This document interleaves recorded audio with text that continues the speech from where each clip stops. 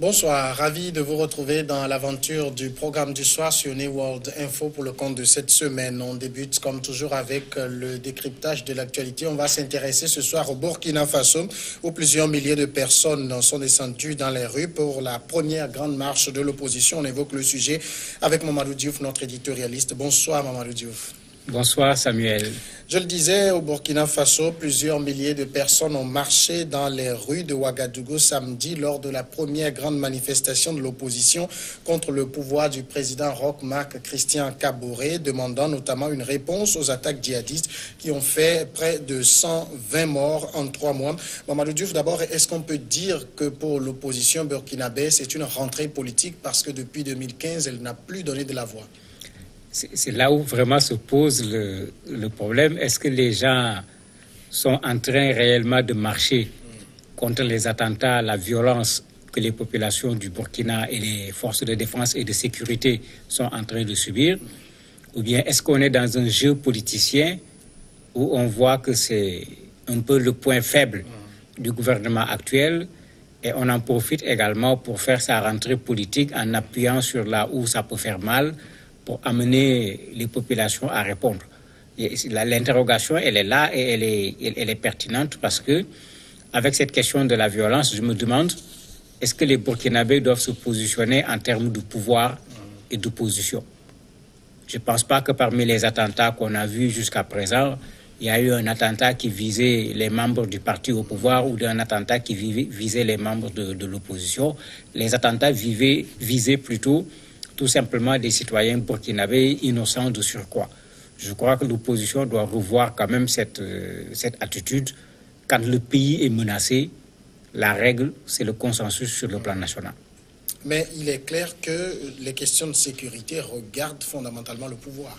Oui, ça c'est clair que non seulement les questions de sécurité regardent le pouvoir, mais le pouvoir est responsable de la sécurité des citoyens.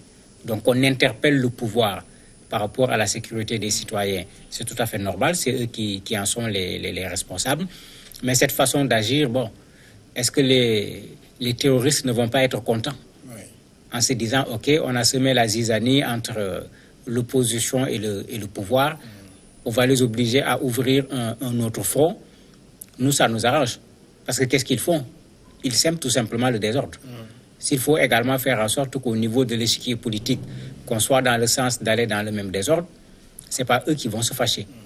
Est-ce que c'est à l'opposition de mettre de l'eau dans le moulin de ceux qui posent les attentats? Je ne le crois franchement pas. Mais quand il y a des attentats quasiment toutes les semaines au Burkina, l'opposition ne peut pas rester indifférente. Non? Oui, mais c'est la façon de faire. On se lève, on demande qu'on enlève le ministre de l'Intérieur, qu'on démette le ministre de la Défense. Certains même sont allés jusqu'à dire que si les attentats se développent, c'est à cause de la malgouvernance. Bon, il faut quand même rester dans les limites de ce qui est réel. Il y avait de la malgouvernance sous le président Blaise Compaoré. Mais il n'y a eu aucun attentat pendant cette période. Donc si c'était une question de malgouvernance, il devrait y avoir plus d'attentats sous Blaise que sous le gouvernement actuel. Donc il n'y a pas de lien. C'est pas quelque chose qui est là, qui est automatique. La deuxième chose, on a vu des pays qui ont même changé de président. Le Nigeria. Est-ce que ça a réglé la question de Boko Haram? Je crois qu'il y a un problème de fond qui est là, qui est posé. Il ne faut pas faire de cette question une question de parti politique, de conquête du pouvoir ou de préservation du pouvoir. Il faut en faire une question nationale, créer un consensus fort autour de cette question, faire en sorte que tous les Burkinabés soient unis pour lutter contre ces gens-là. Rappelez-vous ce qui s'est passé en France avec les attentats. Bien que vous avez en France une opposition radicale, vous en avez de toutes les sortes, mais tout le monde s'est mis ensemble pour dire non. Bon, même nos fameux présidents sont allés participer à une marche. Je me demande qu'est-ce qu'ils faisaient là-bas. Mais en tout cas, la France s'est mobilisée. Je me dis que c'est ça qu'on doit attendre également de nos pays. Que les gens se mettent ensemble pour vaincre le terrorisme. Mais pas qu'on profite du terrorisme pour tirer sur l'un ou bien pour tirer sur l'autre. Alors, vous avez évoqué l'exemple du Nigeria. On a vu là-bas que c'est essentiellement sur la question du terrorisme que l'ancien président a perdu les élections. Peut-être que ça peut faire des émules. Oui, mais ça ne risque pas de faire des émules ici parce qu'il ne faut pas oublier que le départ de Blaise, l'arrivée du président Roch, ce n'est pas seulement une affaire du terrorisme. C'est à la suite issue d'une insurrection populaire. Alors qu'au Nigeria, on est passé par des élections. Cela fait que la comparaison ne sera pas exacte par rapport aux deux manières d'accession du pouvoir pour les présidents. La deuxième chose, c'est qu'au niveau du Burkina, jusqu'à récemment, on était plus en face de gens qui traversaient la frontière, qui commettaient des délits et qui repartaient. C'est maintenant qu'on s'interroge, est-ce qu'il y a un front burkinabé, si on peut l'appeler ainsi, par rapport à ces attentats. Il ne faut pas oublier que quand on a tué tout récemment les 8 militaires, dans les propos du président, il ne s'est pas limité seulement aux cibles habituelles des terroristes, il est allé jusqu'à dire qu'il y a certains qui veulent déstabiliser son pouvoir. Et en les distinguant des terroristes. Et je crois que c'est dans ça qu'il ne faut pas tomber. Il y a déjà un front qui est là, qui est difficile à vaincre. Est-ce qu'on a besoin d'ouvrir encore un autre front alors qu'on n'a pas fini avec ce front-là, qui est là, qui pose problème au Mali, au Niger, au Nigeria, au Burkina? Je crois qu'il y a de quoi se ressaisir et qu'on ne fasse pas de la politique avec la sécurité nationale. Mais la question du terrorisme n'est-elle pas véritablement le point faible de l'administration Kaboré? Mais bien sûr, puisque quand on regarde aujourd'hui la façon non seulement dont les attentats se multiplient, mais la façon dont les attentats sont en train de se faire maintenant un peu partout. Oui. Pendant un temps, c'était la frontière avec le Mali. À un certain moment, c'était aller un peu vers la frontière avec le Bénin, la zone de Pama et autres. Mais actuellement, on ne sait plus où ces gens-là vont frapper.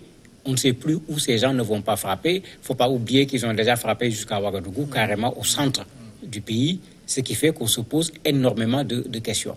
Et dans ces conditions, le premier réflexe des populations, c'est de dire à l'État, vous êtes responsable de notre sécurité. Et bien sûr, en ce moment, la première chose qu'on va demander à l'État à chaque fois, ça sera cette question de la sécurité. On a vu le président malien, quand il a été élu, il a dit que c'est plus qu'une priorité pour lui. Donc au Burkina, ça ne peut pas se faire autrement. Cette question de la sécurité est une priorité, mais il faut qu'on prenne les choses comme elles sont. Nos pays sont ce qu'ils sont. Nous ne maîtrisons pas nos espaces. Nous ne maîtrisons pas nos frontières. Même l'opposition qui parle, il faut que les gens fassent attention. C'est très facile d'être dans l'opposition et de dire que vous n'avez pas réglé la question de la sécurité. Leur tour viendra. Et il n'est pas évident qu'ils régleront ce problème. Alors, on sait que du temps du président Compaoré, on n'avait pas de ces attentats terroristes. Est-ce que Kaboré n'a pas intérêt à adopter la méthode Compaoré? C'est pas évident parce que la méthode Compaoré, c'était depuis les Touaregs, en passant par ces mouvements de violence qu'on appelle des mouvements djihadistes. Donc, il y avait tout un réseau, il y avait tout un système qui était huilé, qui était déjà sur place. Aujourd'hui, le problème, c'est que le fait qu'on ait à la limite rayé les RSP, oui, le régiment de sécurité présidentiel, qui s'occupait de ce genre de questions, a comme créé un vide que le Burkina est en train de combler. La deuxième chose, je crois que le Burkina, comme beaucoup d'autres pays, ne s'attendait pas à ces attentats. C'est-à-dire qu'on a subi d'abord, avant de voir comment s'organiser par rapport à ce genre de choses. Le troisième élément, le Burkina n'est pas plus armé que la France, que les États-Unis, que d'autres pays européens. Et malgré tout ce que ces gens-là font, il y a également des attentats dans ces pays. Je crois qu'il faut être objectif sur ce plan-là. Garantir la sécurité à 100% dans nos pays sera extrêmement difficile. Voire même les populations risquent de ne pas accepter le prix à payer en termes de limitation des déplacements, etc. Même au Burkina, ça pose déjà problème. À un certain moment, beaucoup de rues de Ouagadougou avaient été barricadées parce qu'il fallait protéger les camps, les commissariats, etc. Mais à un certain moment, les gens se sont mis à râler parce qu'on ne savait plus par où il faut passer avec ces rues qui sont barrées. Même les populations, souvent, ne sont pas prêtes à payer ce prix pour mettre des militaires un peu partout. Et ça ne résout pas totalement le problème. Parce que les terroristes sont là, ils voient les militaires. On les a vus attaquer directement les militaires eux-mêmes. Tout comme ils peuvent regarder là où ils sont pour aller attaquer là où ils ne sont pas. Et puisqu'ils, quand ils le font, ils sont là comme tout le monde, habillés comme tout le monde, les militaires ne peuvent pas savoir par avance que celui-là est est un terroriste. Donc je crois qu'il faut qu'on accepte que c'est une question difficile. C'est une question qui a besoin d'un consensus fort sur le plan national, population, armée, gouvernement, que les gens se mettent ensemble pour vaincre ce problème. Cela vaut mieux que de créer une dispute sur ce problème-là. Il faut être fataliste? Non, pas du tout. Il faut pas être fataliste. C'est pourquoi je parle de consensus, parce que l'État tout seul ne pourra pas résoudre ce problème. Puisqu'on a vu le Mali, on a vu le Nigeria, le problème n'a pas été résolu. Donc il est important que l'opposition sache que c'est une question nationale. Il est important que les populations civiles sachent que c'est une question nationale. On a vu dans bien des pays, parce que les citoyens ordinaires ont donné une bonne information, des attentats ont pu être évités. Et parfois, des terroristes ont pu être attrapés. Mais ce n'est pas une petite chose. Nos armées ne peuvent pas sillonner toutes nos zones pour pouvoir savoir qui est là, qui n'est pas là, alors que quand on utilise les populations, généralement, puisqu'on est en Afrique, on se connaît. Quand on voit un étranger, on peut se rendre compte que c'est un étranger. Quand je dis étranger, je ne parle pas nécessairement de nationalité, mais quelqu'un qui peut faire douter par rapport à ce que la personne peut faire. On peut donner la bonne information à la personne qu'il faut. Les gens feront le travail qu'il faut pour savoir si c'est une personne à arrêter ou pas. Mais on sauve des vies, on participe à la sérénité sur le plan national. Et ça, nos armées seules ne peuvent pas le faire. Alors aujourd'hui, le Burkina Faso est confronté donc à cette question, mais on se demande à la limite, qu'est-ce qui intéresse tant les terroristes dans le Burkina? La question mérite bien d'être posée, et c'est là où ce que le président disait revient, parce que certains vont jusqu'à dire qu'il y a du terrorisme, c'est vrai, mais il y a des gens liés à l'ancien système qui sont en train de faire de la déstabilisation. Il y a également un élément qu'il ne faut pas occulter. Au Burkina, il y a toujours eu un problème d'insécurité, même du temps du président Blaise Compaoré, bien qu'il ne s'agissait pas d'attentats. Quand les gens prenaient les bus pour quitter le Burkina, aller dans d'autres pays, les compagnies de transport avaient signé des contrats avec les forces de défense et de sécurité. Il y avait dans la voiture quelqu'un qui est armé, parce que souvent les véhicules étaient attaqués. Mais ça fait à la limite 3 formes de violence qui s'exercent sur les populations, qui sont là. Maintenant, aujourd'hui, la question, c'est de savoir où est chaque violence dans cette affaire-là, et ce n'est pas toujours évident. Alors, sur une question, on peut le dire, aussi grave que le terrorisme, on ne peut tout de même pas interdire à l'opposition de faire de la politique. On ne peut pas les interdire de faire de la politique. On va leur demander plutôt de ne pas faire de la politique politicienne. Il ne faut pas endormir les populations en leur disant, si nous on vient, on règle le problème. Oui. C'est très facile comme discours. Il ne faut pas également faire en sorte que nos forces de défense et de sécurité, qui risquent déjà leur vie pour nous protéger, se sentent un peu, à la limite, insultés quand on tient certains propos où c'est comme si on disait qu'ils ne prennent pas leurs responsabilités. Et c'est là où il faut faire attention à ce discours. Ce n'est pas à nous de démoraliser ceux qui nous défendent. Au contraire, on doit plutôt les défendre, nous également, en demandant qu'on leur donne du matériel, que ce soit du matériel en termes d'armement, du matériel roulant, etc., qu'on revoie leur prise en charge pour les motiver davantage. Parce que dans la victoire, eux, ils vont jouer un rôle extrêmement important. Mais si on se met à critiquer, si on démoralise cela, on critique l'armée, on critique le gouvernement, qui va gagner? C'est les terroristes qui vont gagner. Qu'est-ce qu'ils veulent? C'est semer le désordre dans nos pays. C'est eux qui vont se retrouver victorieux, entre guillemets, dans cette situation. Mamadou Diouf, merci d'avoir répondu à nos questions. C'est moi qui vous remercie. Nous allons observer la pause et après on va retrouver l'invité de ce soir.